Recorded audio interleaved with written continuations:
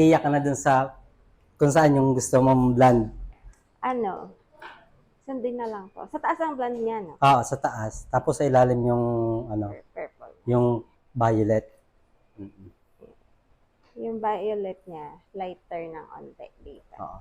Actually, magla-light talaga siya. Yung parang ganun yung fade niya, yung light, habang nagpe-fade siya. So, gagawin ko dito, itong top na to, blondie. Tapos dito, Purple. violet. Tapos lagyan ko ng condensatel ng blondie dito, tapos violet naman dito. Yeah. Lagyan kita ng money paste. Yung ganun na ginagawa ko. Okay, sige. Ready ka na? Ready. Gupitan ko na lang mamaya kasi may magdadry dito. Okay. Thank you. Thank you.